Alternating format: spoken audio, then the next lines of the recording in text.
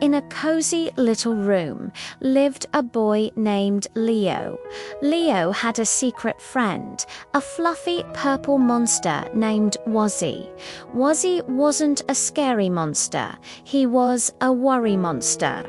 Every night, before Leo went to sleep, he would whisper his worries to Wozzy.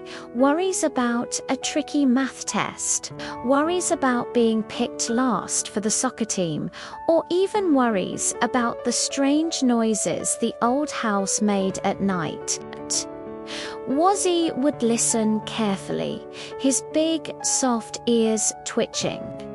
Then he would gobble up the worries one by one, until his tummy was full and Leo's mind was clear and ready for sweet dreams. One night, Leo had a very big worry. The school was having a talent show, and Leo wanted to sing. But what if he forgot the words? What if everyone laughed? His heart thumped like a drum. He snuggled into bed, holding Wozzy tight. "Oh, Wozzy," he whispered, his voice trembling, "this is the biggest worry yet. It's so big and scary, I don't think you can eat it all." He told Wozzy all about his fear of singing on stage, the wobbly feeling in his knees, and the lump in his throat. Wozzy listened, his purple fur puffing up with the size of Leo's worry. He opened his mouth wide and gulp. He gobbled it all down. But this worry was different. It was heavy and jittery. Wozzy's tummy started to rumble and grumble. It wiggled and it jiggled. Suddenly, with a powerful bump, the worry bounced inside Wozzy so hard that he flew out of Leo's hands, tumbled off the bed, and rolled right into the dark, dusty world underneath. Leo sat up Wozzy. He called out, "No answer." He peeked over the edge of the bed. It was dark and spooky down there. He could see shadows of forgotten toys and lone socks. "Wozzy, where are you?" he whispered, a new worry starting to bubble up inside him. His worry monster was lost, and without Wozzy, his big talent show worry was starting to creep back into his mind. Leo knew he couldn't just leave his friend down there. Taking a deep breath, he grabbed his flashlight from his nightstand, swung his legs over the side of the bed, and slid down to the floor. He clicked on the light, and a bright beam cut through the darkness. The world under the bed was like a lost land. There were dust bunnies as big as clouds, a kingdom of lost building blocks, and a lonely race car with a missing wheel. "Wozzy," Leo called again, his voice echoing in the quiet space. He crawled forward, the flashlight beam dancing ahead of him. He pushed past a fuzzy slipper and navigated around a mountain of comic books. "Wozzy, it's me. Leo, please come out." Still, there was only silence. Leo started to feel that familiar thump-thump in his chest. The talent show worry was back, and now it had a new friend. The worry for Wozzy. What if Wozzy was scared? What if he was trapped? Deeper under the bed, he spotted something purple behind a shoebox. "Wozzy!" he cried with relief.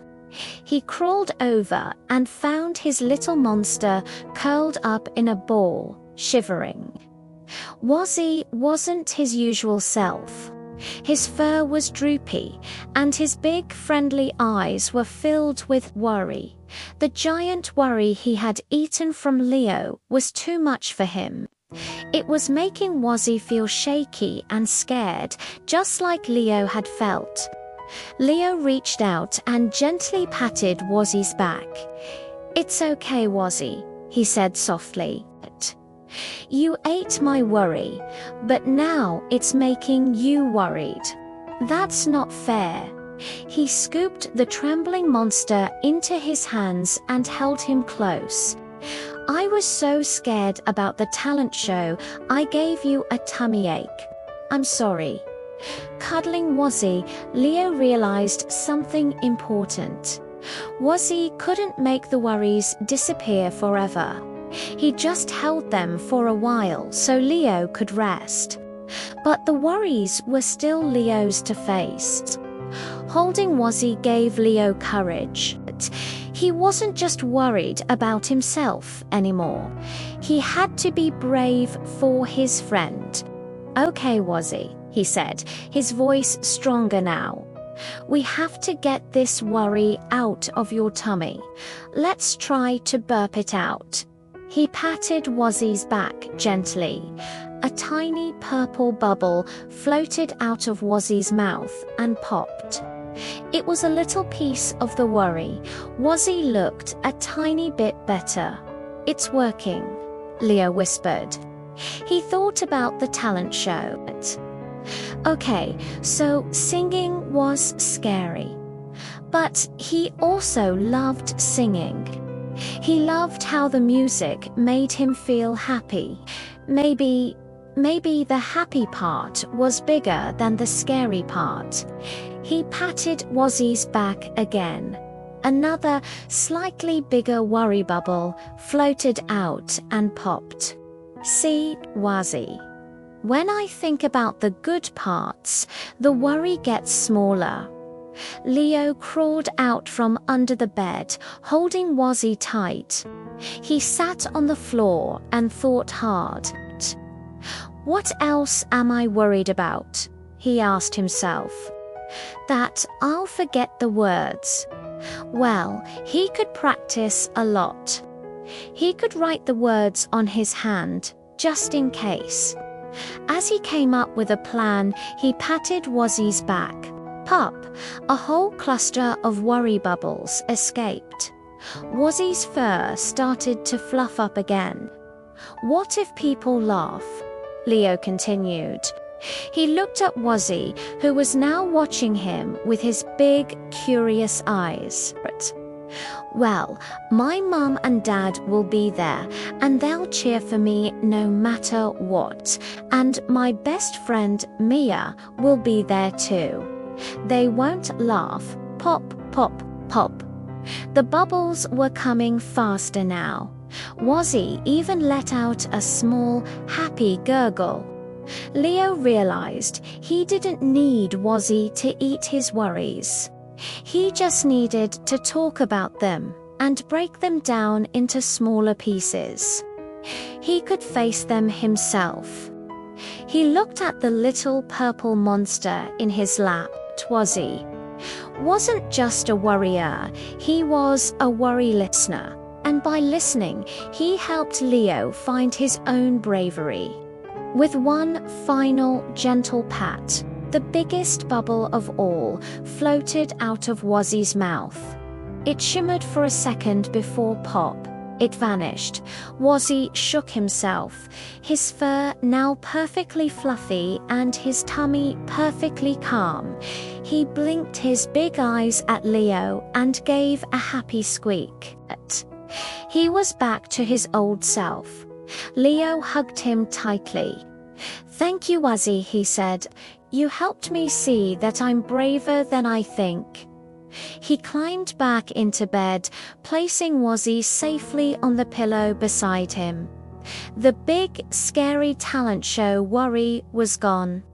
In its place was a small, tingly feeling of excitement. He knew he might still feel a little nervous on stage, but that was okay. He had a plan, he had his friends, and he had his brave little monster by his side. From that night on, Leo still told Wozzy his worries, but he didn't ask Wozzy to eat them anymore. Instead, they would talk about them together under the warm glow of the nightlight. Leo learned that talking about his fears made them seem much smaller and much less scary. And Wazzy, the little worry monster, was the best listener in the whole wide world. They were a team, and together they could face anything, even a talent show. Leo snuggled under his covers, smiled at Wazzy, and drifted off into a sleep full of sweet, worry-free dreams.